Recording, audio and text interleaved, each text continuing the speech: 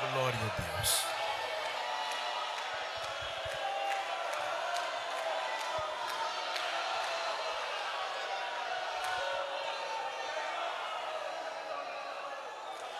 Glória a Deus. Queridos, com muita alegria, eu saúdo a todos com a paz do Senhor. Eu quero ler o texto para conciliar um tema tão bem sugestivo, mas eu quero ler no livro do Gênesis, capítulo 16. Uma história muito conhecida, mas eu quero focar no que o tema nos propõe: a graça de Deus e a fraqueza humana. O capítulo 16, versículo 17 do Gênesis, versículos 7 ao 11, nos conta uma história da qual eu quero tomar base, pois aqui estão os principais personagens.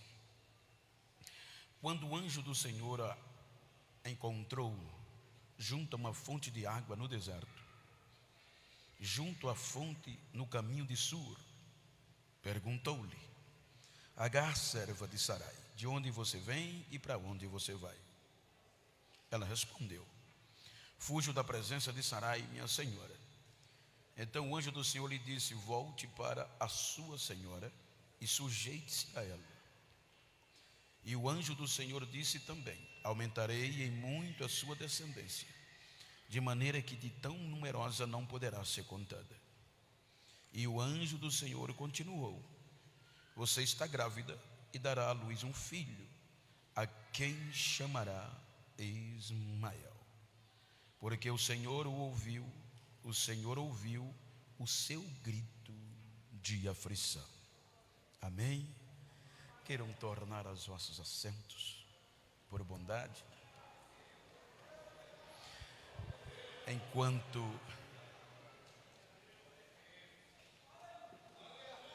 Enquanto de forma carinhosa quero agradecer a Deus pelo privilégio a mim dado de participar do congresso da Umadircó, fazendo parte da vossa história, e pela primeira vez nesta cidade. Isso para mim é motivo de muita alegria, de honra e, sobretudo, atendendo um convite do pastor João Martins, um homem a quem eu admiro antes mesmo dele me conhecer. Eu um dia estava assistindo um Fantástico e apareceu uma reportagem de um trabalho missionário, lembro, nunca esqueço, que impactou meu coração, e Deus me dá o privilégio de, mesmo sem merecer, ouvir ele me chamar de amigo. Isso é muita honra, pastor, e eleva a minha gratidão a Deus, e a recíproca é mais que verdadeira. Agradeço ao Senhor, pois quando o convite foi me feito, foi no seu nome, pastor Lucas, e toda a diretoria, todo este corpo ministerial. Quero reverenciar a cada um e a todos. Muito obrigado pelo convite. Faço menção de louvor a Deus pela vida da coordenação do evangelista André, evangelista Antoniel e todos os outros demais que compõem a diretoria, esta união jovem. Que Deus recompense-os. Agradeço ao meu amigo Jair, que ele que também viabilizou para mim eu poder estar aqui. Quero agradecer a todos e à igreja, sobretudo. Muito obrigado. Uma alegria rever cantor. É um prazer, Ismael, te ouvir mais uma vez. E o carinho do Jaime em me conduzir do hotel até aqui, muito obrigado. Queridos, obviamente que a gente continua amanhã, mas hoje eu quero partir de um pressuposto e transmitir a mensagem que está no meu coração, tendo em vista que o tema proposto, ele nos mostra alguns pormenores do cotidiano da nossa vida espiritual, sobretudo no período que nós vivemos, aonde a perfeição, aonde o perfeccionismo é exigido de todas as formas. Quero louvar a Deus pela vida do pastor de Santa Cruz de la Sierra, pastor Ademir, um prazer conhecê-lo. Estava falando ali com os irmãos e toda a comitiva, obviamente, que veio com o Senhor. Como eu vinha dizendo, tanto no contexto sócio, tanto no mercado, como também na vida espiritual, há uma exigência de um perfeccionismo, de uma perfeição plena. Então eu gostaria de falar-lhes sobre a graça de Deus, apesar do fracasso. Se nós analisarmos o contexto, nós vamos perceber algumas particularidades na proposta temática feita por vós. Os irmãos hão de convir, e eu tenho consciência disso, que eu não vou ministrar para super-heróis. Eu não estou ministrando e não vou ministrar para uma juventude perfeita, porque se assim o fosse eu não estaria aqui. Mas ciente de que estarei ministrando para seres humanos passivos de erros, dependente da graça. E eu não vim aqui doutrinar você, porque tem pastor, mas eu vim aqui mostrar para você que, independente de qualquer circunstância, Deus não desiste de você. Quando nós lemos o texto, os irmãos hão de convir que deparamos-nos com os personagens principais da história da fé. Personagens que começaram o projeto de uma forma efetiva. Quando nós analisamos a proposta de Deus feita a Abraão, era uma proposta que ia na contramão da razão, porque não havia história, ele ia fazer a história. Uma coisa é nós nos basearmos na história de outrem, e outra coisa é nós sermos usados para dar início a uma história. Então a proposta que Deus fez a ele foi uma proposta que ia contra toda a razoabilidade humana, contra toda a razoabilidade científica e patológica, porque Deus lhe prometeu dar um filho, e através desse filho iria tornar descendência. Motivado por esta proposta, Abraão e Sarai aceita, deixa a terra e parte sem rumo aonde Deus queria lhe levar. Quando nós lemos, debruçamos-nos sobre o capítulo 12 e o capítulo 13, os irmãos observam o alto grau de confiabilidade, a confiança, altares, Mas o capítulo 14 vem as primeiras frustrações. Vem a crise. E sinônimo de crise é perturbação e incertezas. Porque já estavam se aproximando 10 anos e nada parecia concretizar-se. Quando nós analisamos por uma visão crítica, os irmãos percebam que mesmo na incapacidade havia uma esperança de que Ló fosse como proposta temática para a realização da promessa. Porque Ló, juridicamente, digamos assim, era filho de Abraão, porque era sobrinho, filho do seu irmão. E quando o seu irmão morreu, juridicamente, a paternidade de Ló passou para o avô. Quando o avô morre, passa para Abraão. Por isso que Abraão, quando sai, traz Ló. Ló tinha caráter de filho juridicamente.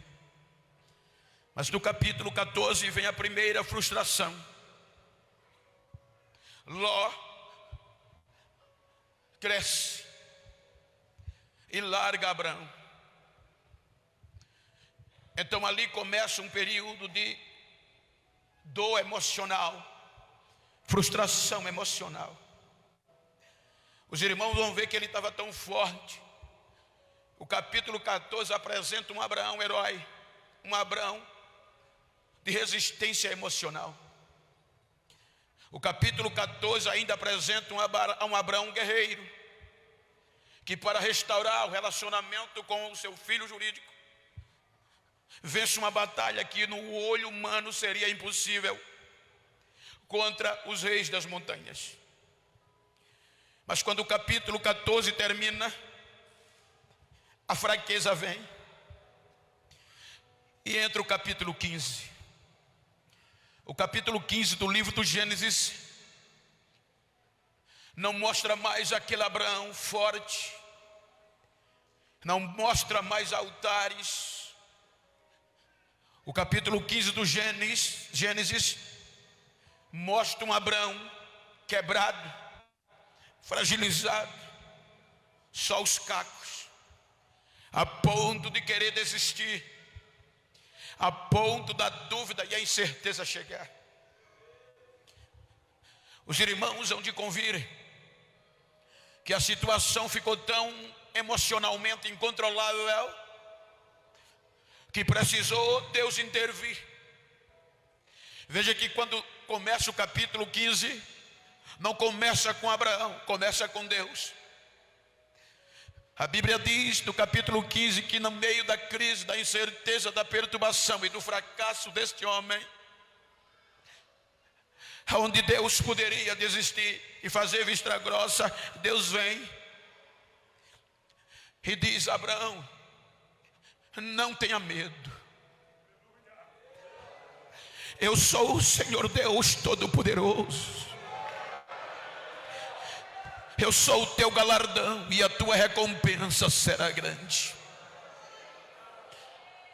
Veja que a proposta e a palavra de Deus é estimulativa, é motivacional. Deus não vem apresentando a fraqueza dele. Na fraqueza dele, Deus vem dizendo: eu estou aqui, conte comigo.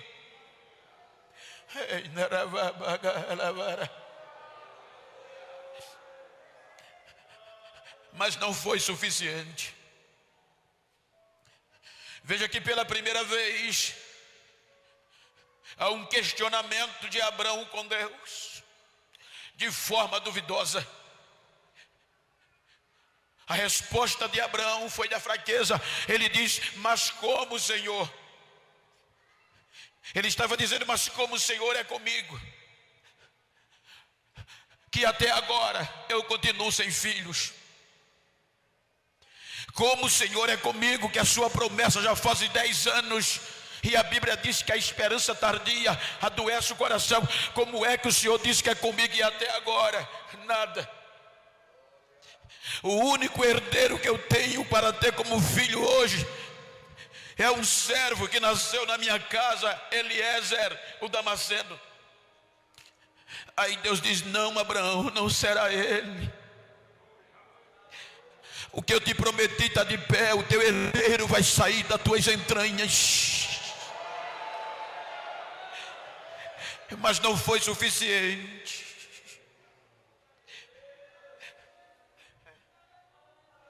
Aí olha o que é que Deus faz para não desistir de um crente fraco. Com base no versículo 12 do capítulo 15, você vai entender que o sol apareceu, a madrugada foi embora. Aí a Bíblia diz que Deus levou, no meio da fraqueza, Deus levou Abraão para fora da tenda. E o sol já brilhava, com base no versículo 12 do capítulo 15. E disse: agora olha para o céu e vê as estrelas, e conta, se assim puderes.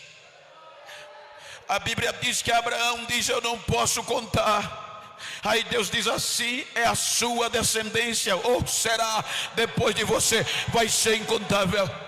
A promessa está viva. Quando você vai lendo o capítulo 15, em uma visão crítica, segundo alguns eruditos, entendam o que eu estou dizendo. Em uma visão crítica, eles dizem que quando Deus tira Abraão para fora, para mostrar a ele quebra o princípio natural do cosmos. Porque o versículo 12 diz: ao pôr do sol. Então o diálogo foi durante o dia. Então Deus, para mostrar a Abraão que mesmo na fraqueza ele não desiste da promessa nem do crente, ele faz Abraão ver estrela durante o dia. Por quê? Porque ver estrela durante a noite qualquer pessoa vê, é comum. Mas para ver estrela durante o dia, no brilho do sol, só quem tem promessa, só quem faz parte da graça, só...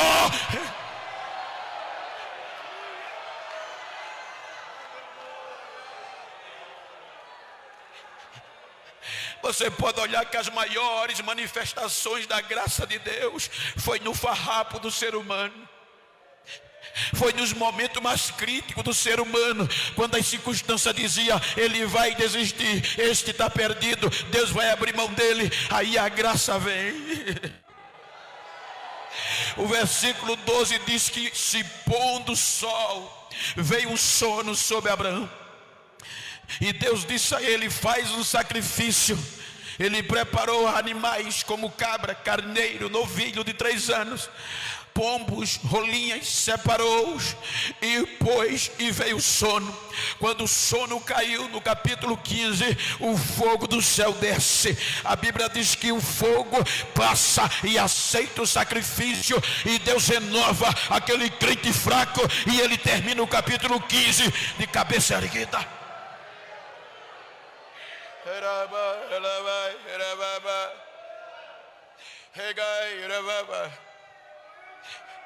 Capítulo 15 termina com Abraão renovado, restaurado. Quando chega o capítulo 16, veja que eu não vou alternar a história, eu vou usar os 3 capítulos, 15, 16 e 17, para dar base ao que eu quero falar, com base na temática. O capítulo 16 vem logo após. É só virar a página. E na maioria das vezes, em algumas Bíblias, nem precisa, está na mesma página. Aquele Abraão renovado, que a Bíblia diz no capítulo 15 que o impacto que ele viu foi tão grande que ele acreditou, e isso lhe foi imputado por justiça. Mas quando chega o capítulo 16, a fraqueza vem. Quando ele chega diante da esposa Sarai, ela tem um plano de atalho, colocando em dúvida a promessa de Deus, que foi ratificada no capítulo 15. O plano de Sarai era comum na antiga Mesopotâmia, era comum no Antigo Oriente. Por exemplo, havia duas classes de escravas. A primeira era a ama.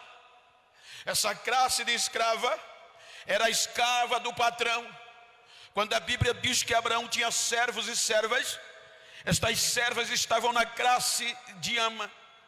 Mas a outra era Cifar, a escrava que fazia parte da classe Cifra era a escrava da patroa.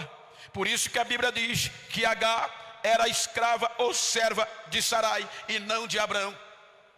Então no Antigo Oriente era comum, quando havia uma impossibilidade patológica de uma mulher patroa ter gestação, se juridicamente, vamos falar para abrir o entendimento, ela tinha o direito de pegar aquela empregada, aquela sua criada, aquela sua serva e dar ao marido, para que ele tivesse relação com ela.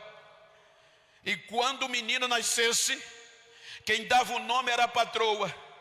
Base bíblica, se você observar, quando Jacó casou com Lia e com Raquel, veja que Raquel não tinha filhos e Lia teve uma pausa também. Então o que elas fizeram? Deram as servas a Jacó. E quando os meninos nasceram, não foi Jacó que deu o nome, foram elas.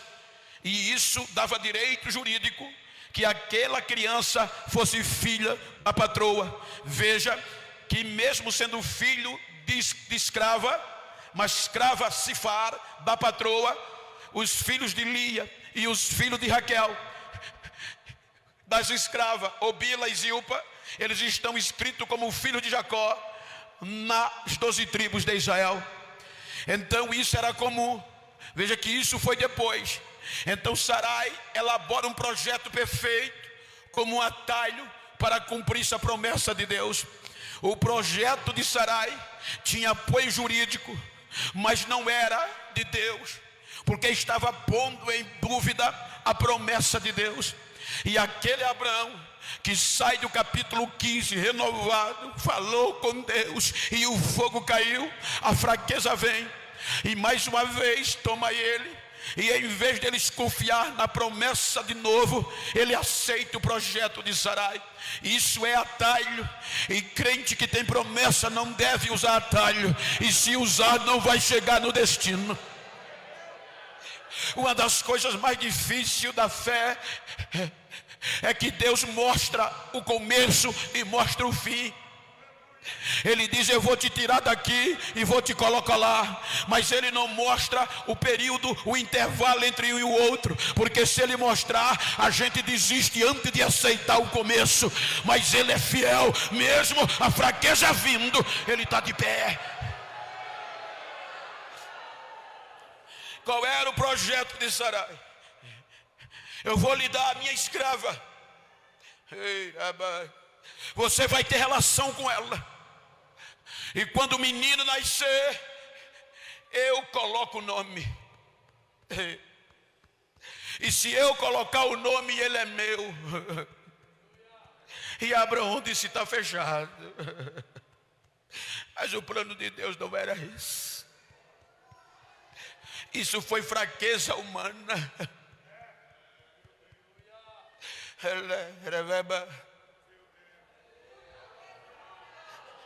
E ele aceita o projeto, porque quem dá o nome ao projeto tinha direito, era maior, tinha domínio sobre ele. Os irmãos vão perceber que um projeto não dá nome ao projetista, mas é o projetista que dá nome ao projeto.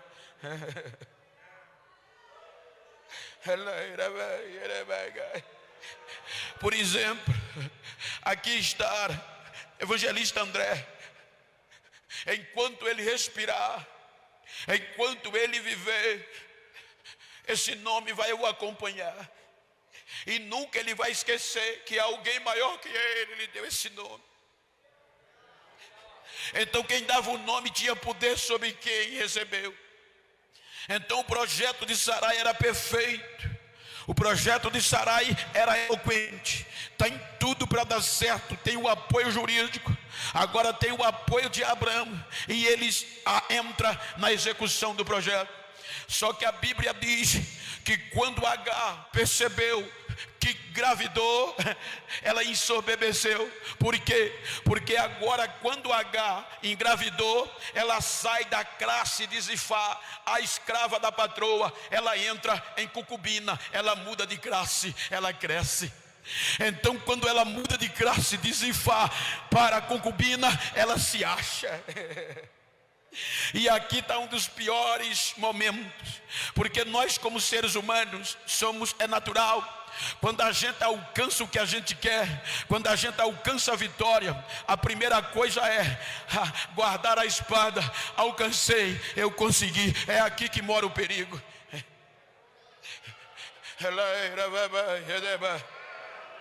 Eu digo isso porque eu estou falando para uma nova geração, na sua maioria. Muitas vezes eu levo tapinha nas costas. Por exemplo, no começo do mês, fevereiro, eu estava pregando em um congresso em Paris. Preguei um final de semana, voltei, preguei aqui no Brasil. Preguei um meio de semana no Brasil e fui para o norte dos Estados Unidos pregar em 2 congressos. Preguei agora nesse mês no norte dos Estados Unidos e fui para o sul pregar em Orlando. Mas preguei em Orlando no dia 14 e 15. Tive que voltar para o Brasil para pregar num congresso no Paraná. E preguei no Paraná, de lá mesmo só fui trocar a mala e já voltei para os Estados Unidos de novo. Aí é neste momento que você muitas vezes vem sentado na primeira classe de um avião, que as aeromoças vêm e acham que você é doutor, eu estou aqui. É nessa hora que vem a agonia no coração. Você está na área que acha que chegou, e é aí que mora o perigo, você se achar, porque mudou de classe. Aí às vezes, como ser humano, meu coração palpita, dizendo: agora eu sou, ninguém me segura. Mas quando eu chego em casa, a primeira coisa eu tenho no quintal plantado é pegar um pedaço de cana. E quando eu pego um pedaço de cana, começo a rasgar no dente. E enquanto eu estou rasgando, o Espírito Santo está dizendo para você não esquecer de onde veio. Quem é? Sou eu. Quem é? Sou eu.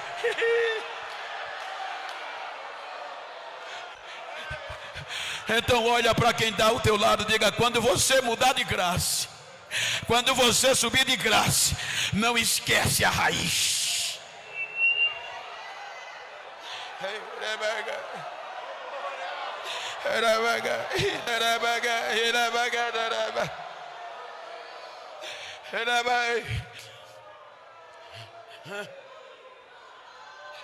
Agar se achou, o projeto se achou e começou a desobedecer a patroa. A fraqueza vem e agora pega os 3. Aí ela vai para Abraão, a patroa Sarai vai para Abraão e diz a ele: a culpa é sua, ela não está me obedecendo. Aí Abraão olha e diz: mas o projeto é seu. Aí Sarai diz nas entrelinhas: se o problema é esse, eu descarto o projeto.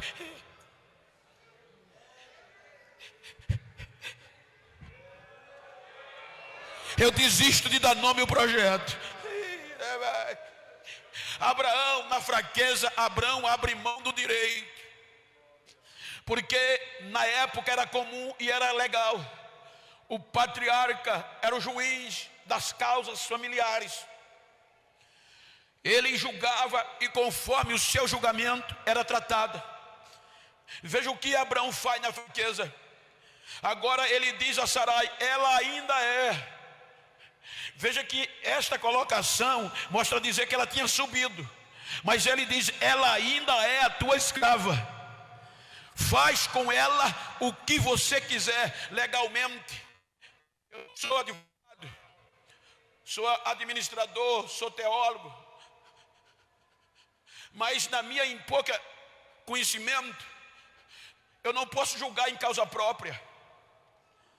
Se um parente meu, eu sou o juiz, um parente meu vai se tornar réu, eu vou ter que abrir mão de julgar porque o caso é suspeito. Então Abrão pegou uma escrava, um projeto que a própria Sarai elaborou, e esse projeto a ofendeu e ele deu o direito dela julgar. Se fosse você, como você julgaria alguém que te ofendeu e não te respeita mais? Ele entrega Agar na mão de Sarai, e Sarai abriu mão do projeto e descartou. O projeto era o jovem Ismael, mas Sarai disse: não vou dar mais nome, vou abrir mão, e começou a maltratar. A Bíblia diz que Sarai apertou tanto com ela que ela não suportou. Abraão se calou, Sarai oprimiu, e Agar desceu de graça.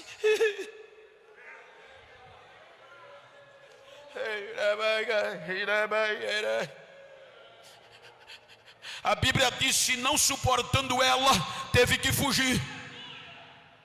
E para onde ela foge? Destino ao Egito. Veja que o trajeto dela deixou Canaã para voltar para o Egito. Porque quando nós lemos o texto, que ela abriu mão, vou desistir, não suporto mais, o anjo do Senhor foi encontrá-la no deserto de Sur. Quando você olha Êxodo 14, o deserto do Sul foi o primeiro deserto que o povo de Israel fez. Agar estava fazendo o caminho contrário, ou seja, enquanto ela saía de Canaã para o Egito, os filhos de Israel lá na frente, o projeto saiu de o Egito para Canaã, e o deserto de Sul passou o mar, já era o deserto do Sul, era o último estágio para entrar no Egito. Ela estava prestes a desistir, porque o projeto foi descartado por Sarai. Ela disse: eu não vou dar nome. Aí quando ela está com um pé quase no Egito, veja o que a Bíblia diz: o anjo do Senhor, teofanicamente, é o próprio Deus.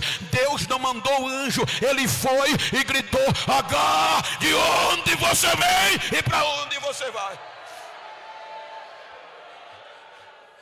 Agora julga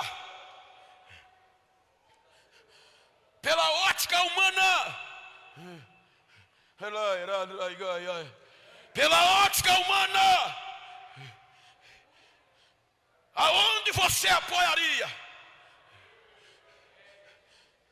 Você ia ficar do lado de Abrão e Sarai, ou de lado de uma escrava, um projeto descartado? Pela lógica humana, era para a graça de Deus ir em Canaã, mas ela contraria. A graça de Deus não vai em Canaã, ela vai no deserto.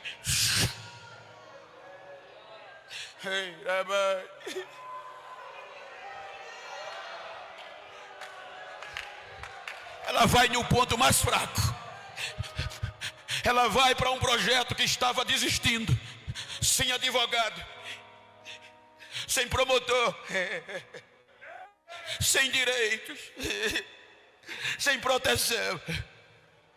Abraão era juiz, Sarai teve o direito de julgar, mas o projeto foi descartado. Não tinha advogado, nem promotor, nem direitos. A graça de Deus vai lá.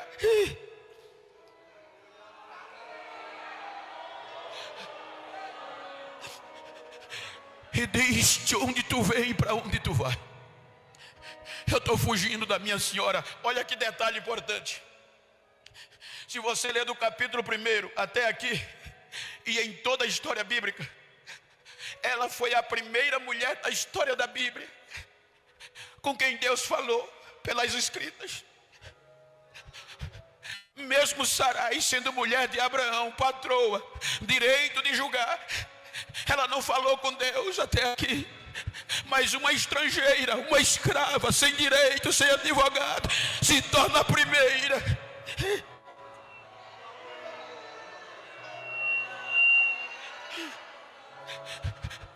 Isso quer dizer que Deus, a graça de Deus age diferente do homem.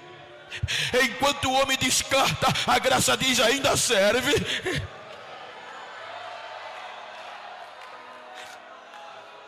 Eu já falei isso, vocês devem ter ouvido, me permita que venha à mente.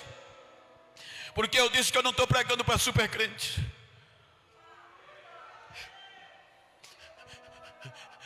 Eu tenho um amigo que é policial. Ele é do exército americano. E por esses dias aposentou, deve fazer parte do FBI. Mas ele disputou, ele lutou a guerra do Afeganistão. E como ele é meu amigo, eu já me hospedei com ele na minha casa. E eu exaltei a coragem dele. Como vocês têm coragem de enfrentar uma guerra? Ele disse: é comum. O segredo não está na nossa coragem, está no treinamento, na preparação. Ele disse: quando nós vamos à guerra, a vida do companheiro é mais importante do que a minha.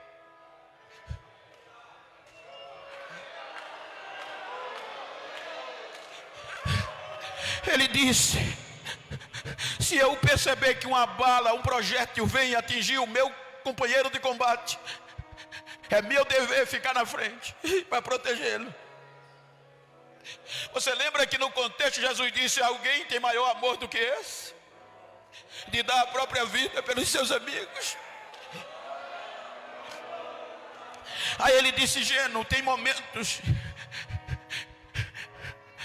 que passa e uma bala atinge um companheiro. Quando a gente percebe, ele já está sangrando. A bala é tão forte, leva a perna, leva o braço. E a razão diz: continua, ele não serve mais não. Mas o treinamento diz: vai olhar se ele ainda respira. Quando ele se aproxima, a pessoa está sangrando, sem braço, mas ainda respira. Aí o treinamento diz: então se ainda respira, ainda serve. Coloca no ombro, ainda serve. É aí que entra a graça de Deus. A graça é favor imerecido. Graça é o perdão sem a dívida ser paga. A Bíblia diz: Ele nos amou quando nós éramos ainda devedores. Graça é eu ter uma sociedade com o pastor João, e eu roubo, sou infiel a ele, e fujo, deixo o rombo financeiro, levo todo o dinheiro da sociedade e desapareço. Depois de alguns anos eu volto com a cara lisa, sem pagar a dívida, e digo: pastor João, voltei, mas não tenho condição de pagar. Posso ser seu sócio de novo? Se ele disser: aperta aqui, você é meu sócio de novo, isso é graça, isso é perdão. Porque o perdão vem quando a dívida ainda não é paga. Quando a dívida é paga, é justiça. Por isso que a Bíblia diz que Deus nos amou primeiro quando nós era ainda pecador. Ele perdoou, e para cumprir a justiça, Jesus pagou. Ele fez perdão, amor e fez justiça, e nós somos justificados. Por que ele fez isso? Para que Satanás não tenha direito de, da nossa fraqueza, roubar de nós. Ele pagou, ele cumpriu.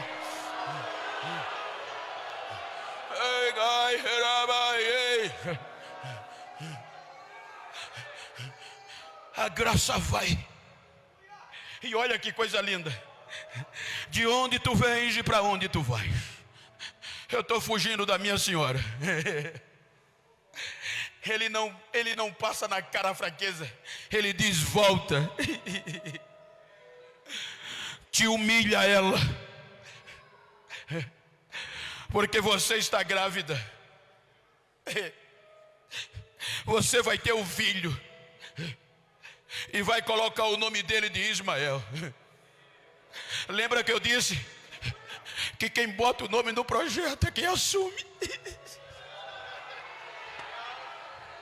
Já que H descartou, já que H eliminou o projeto e disse: nome eu não vou dar, aí Deus disse: eu assumo, deixa comigo, quem vai dar o nome sou eu, quem vai dar o nome sou eu, e ela vai ter que engolir. Diga para quem está ao seu lado, diga: me faz um favor, Diga: a partir desse congresso, se tu encontrar alguém que me descartou, que não queria me encarar, dá um recado a ele. Diga que ele vai ter que me engolir. Eu estou voltando para Canaã. Egito não é o meu lugar. Meu ponto final é Canaã. É Canaã. Aí, proeza.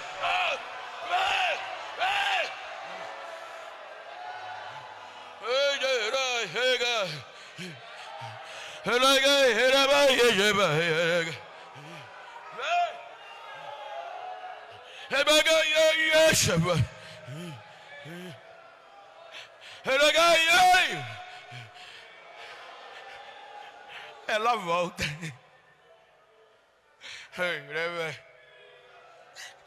O projeto agora não era mais de Sarai, era de Deus.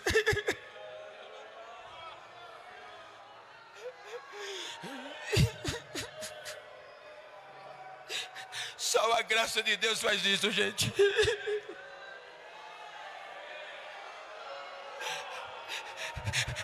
Acreditar em os dos descartados.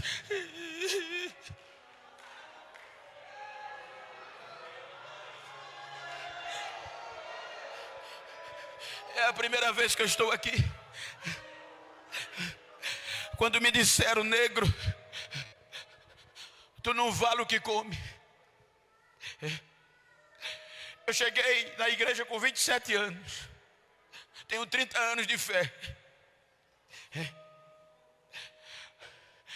Aqui tem nordestino, o cantor é nordestino, sabe o que eu estou falando. A nossa região, a cultura é cana de açúcar. E eu me cresci dentro do canavial. Às vezes só não comia carne, bebia caldo de peixe ou caldo de carne de boi no domingo, porque o papai só podia comprar 1 quilo, eram 13, fora ele e a mamãe. E quando comprava no dia do domingo, sempre chegava visita. Então, como filho, a gente só bebia um pouquinho do caldo, e a carne era para visita. Muitas vezes era um pão dividido para 4.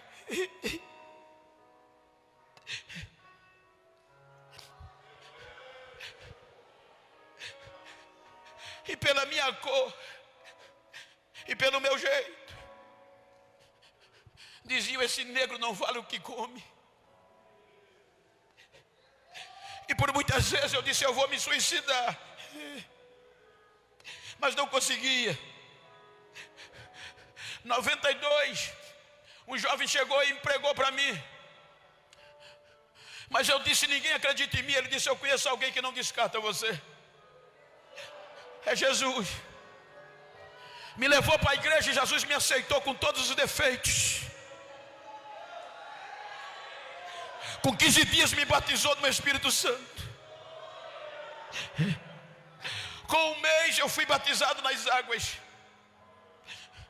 E já pregava no canavial, lamparina na mão. 10, 15 irmãos andavam 15, 20 quilômetros para ganhar uma alma ou duas dentro do matagal e do canavial. Mas diziam: esse negro nem para ser crente presta. 1 ano e meio de crente, chegou um pregador, olhou para mim e disse: Deus está mandando eu te dizer que o mundo vai ouvir falar o teu nome. 93, entrando 94, o Brasil vai ser pequeno. Aquele culto era numa igrejinha pequena onde eu congreguei na Fazenda Canoas, 6 de largura com 12 metros de comprimento, chão batido, púlpito de cimento. Aí terminou o culto, fomos para casa. Na quarta-feira foi um grupo de obreiros que sabia que eu orava, eu não perdi um culto, e foi dizer a mim: Bento, a gente está preocupado com você. Comigo, o que é que eu fiz? Nada, é com o culto de domingo. Mas por quê? O que o pregador disse não era para você. Ouvir lá de fora é fácil, mas ser descartado pelos de dentro é mais difícil.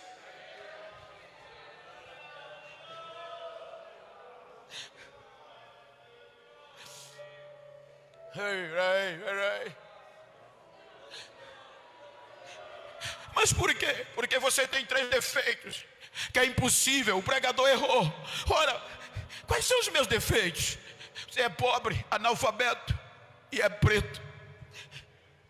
Tira o cavalinho da chuva. Eu fui descartado da igreja.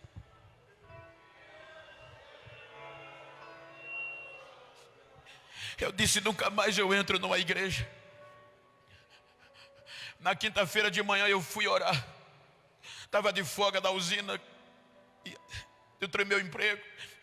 Dobrei o joelho com meia hora. Eu costumava na folga passar o dia na igreja com meia hora de oração. Eu disse, eu vou me levantar e nunca mais eu entro numa igreja. Eu estava só os cacos. Eu disse, eu não vou ser mais crente. Aqui eu não valho nada. Quando eu fui me levantar, a graça de Deus veio. O Espírito Santo veio e me disse, eu não desisto de você. Eu fazia força, não consegui. 4 horas da tarde eu me levantei chorando e fui para casa. Antes de eu chegar em casa veio um jovem correndo, a tua filha passou mal e foi para o posto de saúde. Eu fiz a volta, voltei para o posto. Quando cheguei lá, o médico disse, tua menina já faleceu. Eu fiz todos os primeiros socorros, mas foi muito grave a crise e ela padeceu. Levei-a para casa, prepara o funeral. Agora foi que eu fiquei um farrapo. Peguei ela, coloquei no colo.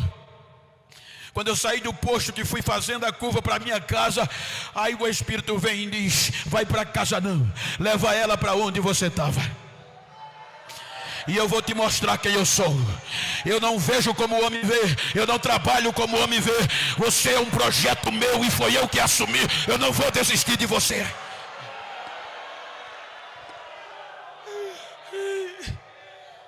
Joguei a menina no púlpito da igreja que tinha deixado a porta entreaberta.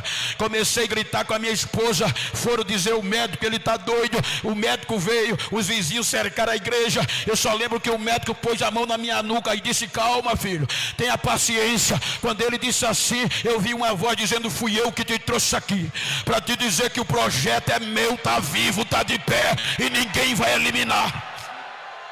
Para você saber que sou eu, olha o que é que eu estou fazendo. Quando ele disse assim, a menina deu um salto, começou a dar glória, começou a correr. Ele ressuscitou, o médico ficou boquiaberto e eu gritava, o meu Deus é vivo, o meu Deus é vivo, o meu Deus é vivo, o meu Deus é vivo.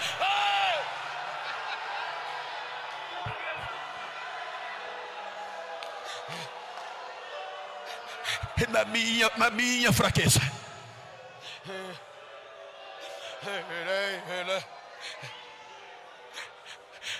O médico não entendeu. Os vizinhos aceitaram Jesus.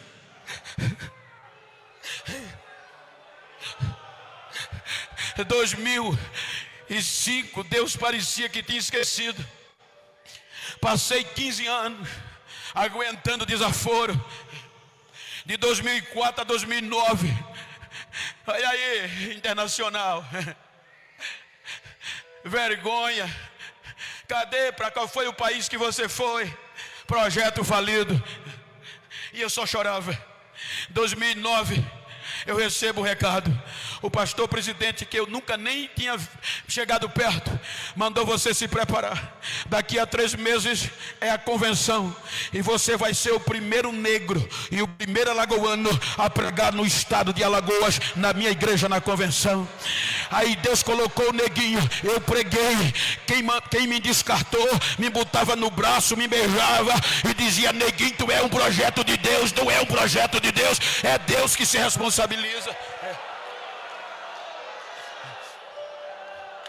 2010, o telefone toca, era a Europa, era a Suíça. Pastor Genival era Pastor Genival, vem aqui, a Suíça precisa ouvir a sua voz. O neguinho Suíça. 2010, Nova York, o neguinho Nova York. 2012 eu já não tinha mais agenda, só fui dizer arigato, era o Japão. Hoje eu prego nas maiores convenções, eu prego no mundo todo. Aleluia, projeto de de Deus, é aí que a graça vem. Quando descarta, não desanima, porque está sendo descartado. É o momento da graça.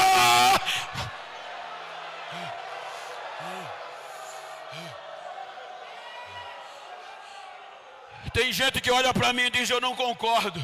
Com o quê? Com o que Deus fez. Você é pobre, preto, não fala bonito, simples, e Deus foi lhe dar unção e lhe leva para o mundo todo pregar o evangelho. Eu não concordo, porque tem gente mais bonitinho, tem gente mais limpo, tem gente de mais postura, e você não tem postura nenhuma. Eu não concordo. Eu encho o peito de ar e digo: concordou ou não, problema seu. É pela graça, é a graça, não é o valor, é a graça.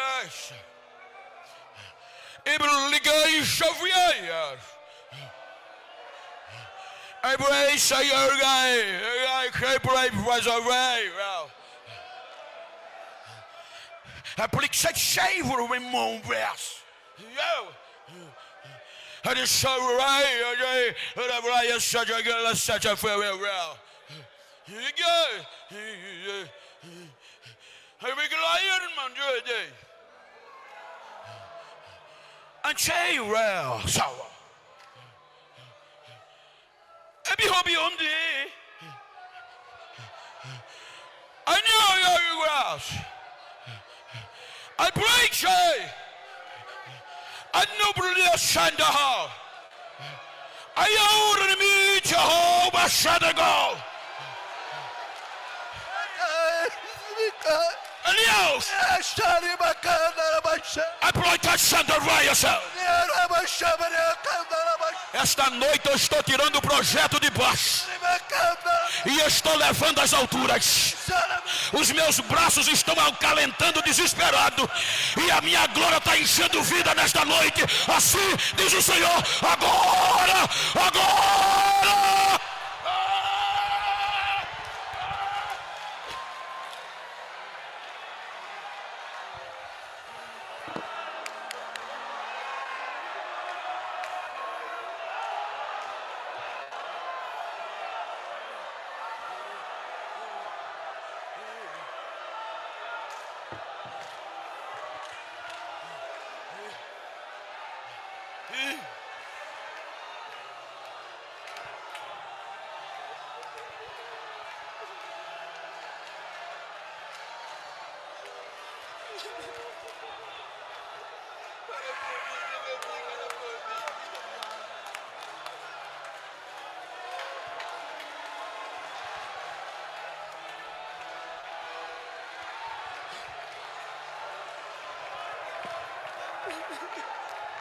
Deixa eu ouvir o barulho dos projetos que Deus assumiu. Deixa eu ouvir o barulho do projeto que Deus assumiu.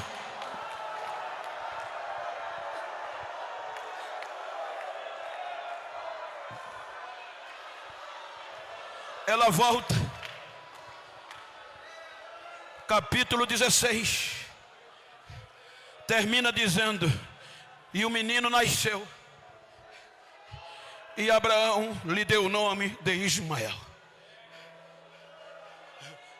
Sara descartou, mas Deus não. Sarai abriu mão do projeto, mas Deus não.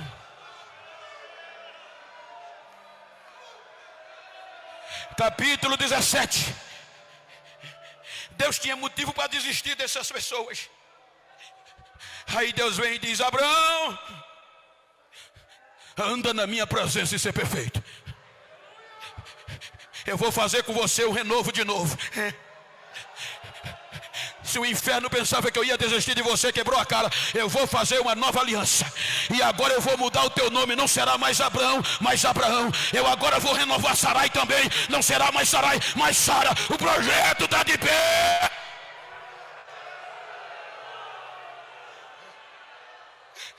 Quando o inferno pensa que levou tudo, e a única alternativa é desistir, Deus nunca deixa, Ele leva tudo. Eu lembro-me e fiquei emocionado quando vim aqui hoje, porque naquele período que o Pantanal aqui estava pegando muito fogo, a mídia só falava nisso, cobria direto, e eu acompanhava. Falei com o pastor Lucas, até sabendo qual era o perigo para cá. E na reportagem eu via os piores, mas fortes animais fugirem, com medo do fogo. Outros eram mortos. Aí me mandaram uma alegoria daquela causa, dizendo, alegoria na situação, para trazer real, de forma clara, uma aplicação. Porque todos os fortes corriam, mas as árvores não corriam. E na alegoria me disseram que o fogo chegava diante das árvores, alegoria, e dizia, todos os animais fortes estão fugindo, você não vai fugir. A árvore dizia, eu não posso. Mas por que você vai ficar? Porque Deus me plantou aqui. O fogo dizia, então eu vou lhe destruir, vou queimar você. A árvore dizia, verdade, você vai passar por mim, vai queimar minhas folhas, meus galhos e meus frutos, mas na minha raiz você não chega. Você vai passar e a minha raiz vai permanecer. Você vai embora, mas a minha raiz vai ficar. E ao cheiro das águas. Eu fui procurar uma cientista e ela disse, Bento, quando a Bíblia diz o cheiro das águas, está dizendo que a raiz nem precisa que a chuva caia. Quando a nuvem vem, ela já começa a estremecer. Eu vou ressurgir, eu vou ressurgir, eu vou ressurgir, eu vou ressurgir, eu vou ressurgir.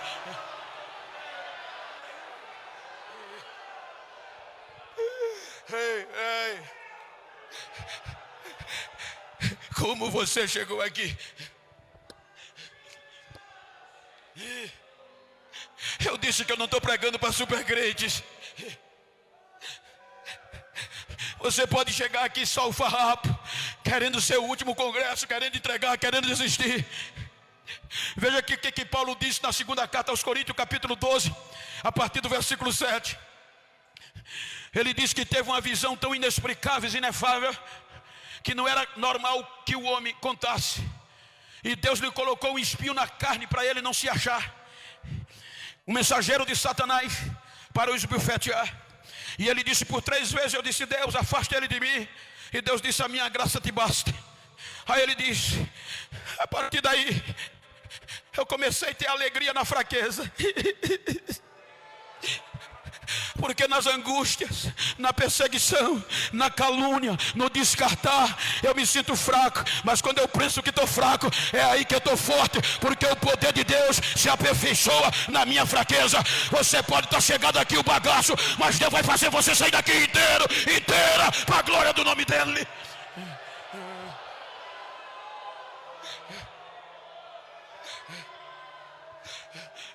O leão, 85% da vida de um leão é de fracassos.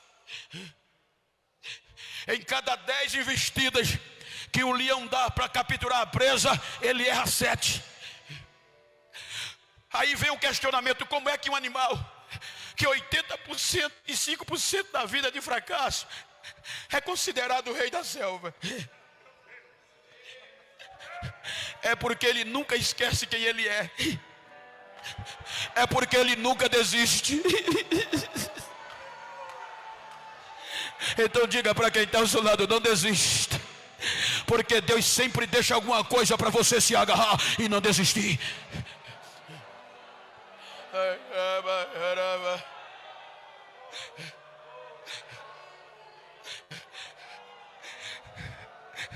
Capítulo 13, versículo 38. Apresenta um homem dizendo, eu vou dar a vida pelo Senhor. Se for preciso, eu vou dar a vida pelo Senhor. Para onde o Senhor vai? Para onde eu vou você não pode ir agora. Veja, o homem forte, a ponto de dizer: eu estou pronto para morrer pelo Senhor. Não passou uma semana, o capítulo 19 expõe a fraqueza.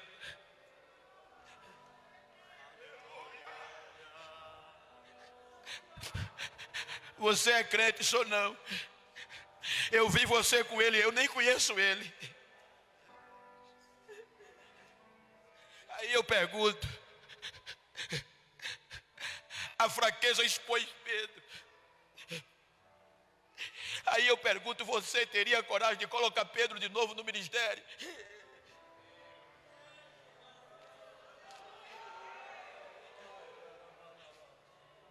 Você teria coragem de cantar de novo junto com Pedro? Você teria coragem de colocar Pedro para coordenar a juventude? No momento mais pejorativo, desviado, afastado, só os cacos, a graça de Deus vai na beira do mar.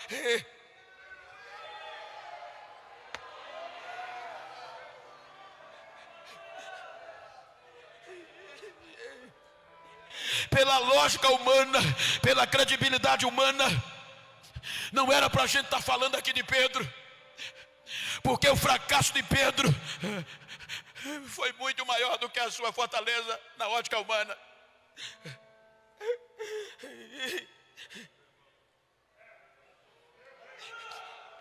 Tu estás pronto para dar a vida por mim?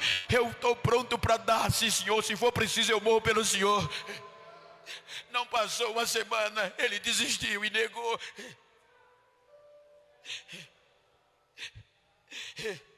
Nós seres humanos somos acostumados a descartar uns aos outros. Veja que o contexto do tema diz: o novo mandamento eu deixo para vocês, amai uns aos outros. Nós somos acostumados, quando alguém erra, comete uma fraqueza, tira do conjunto. Não estou defendendo o erro, estou falando do tema. Exclui, não liga mais para lá, abandona, tira a credencial, rasga. O evangelho não diz isso. O evangelho diz: vai atrás, vai atrás, vai atrás, não desiste.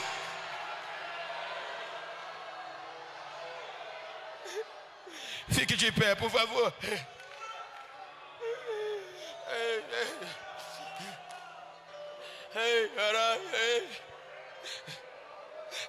Como você chegou aqui?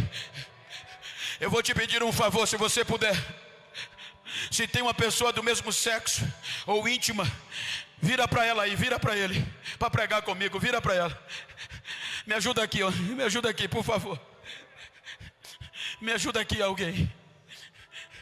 Me ajuda aqui, companheiro. Vira assim para ele, olha assim para ele como eu estou com o companheiro aqui. Vira para ele, olha para mim não, olha no olho dele e diga para ele: não estou nem aí, quero nem saber como você chegou no congresso, quero saber como você vai sair. Diga: vou sair renovado, sabendo que Deus não desiste de mim. Diga a ele: me faz um favor, a partir desse congresso, se tu encontrar algum besta por aí que pensou que Deus desistiu de mim, que eu ia desistir, diga a ele: quebrou a cara, a tua casa caiu, porque Deus não desiste de mim e eu não vou desistir dele. Abraça ele e diz: recebe renovo, recebe renovo.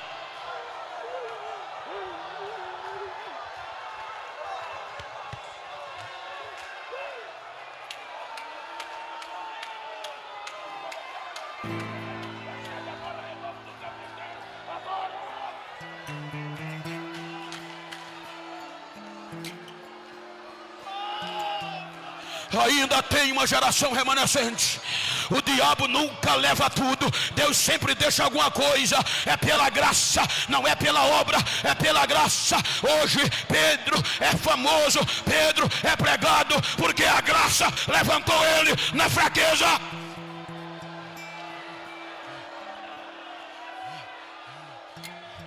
Os céticos estão dizendo por aí que a nossa juventude não é como antes. Estão dizendo por aí que a nossa igreja não é mais a mesma.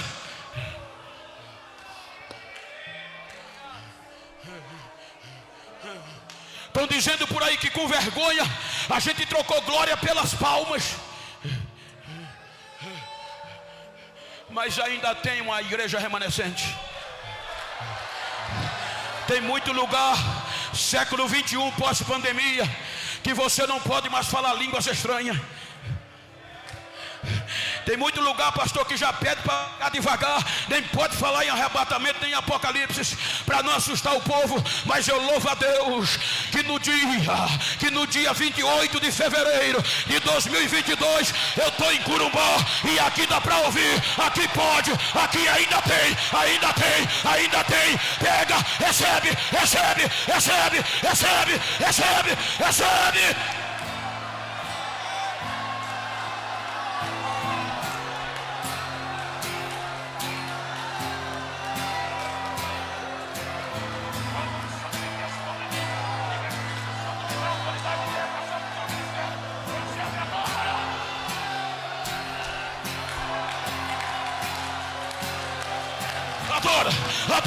Adora. A primeira pessoa, o afastado que vai voltar. Cadê você?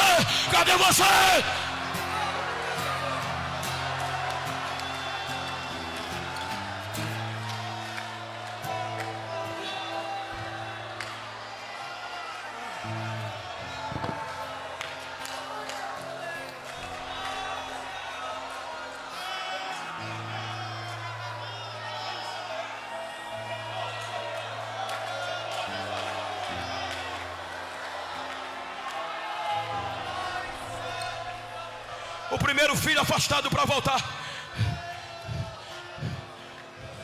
Deus foi buscar um projeto descartado na fronteira do Egito. Cadê a primeira vida para Jesus? Pode estar pertinho de você. Diga para ele que Deus não desiste dele.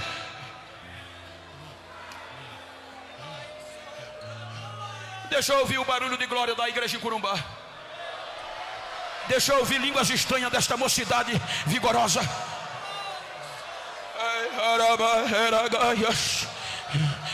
O Espírito Santo está me dando a autoridade de ministrar sobre as vossas vidas.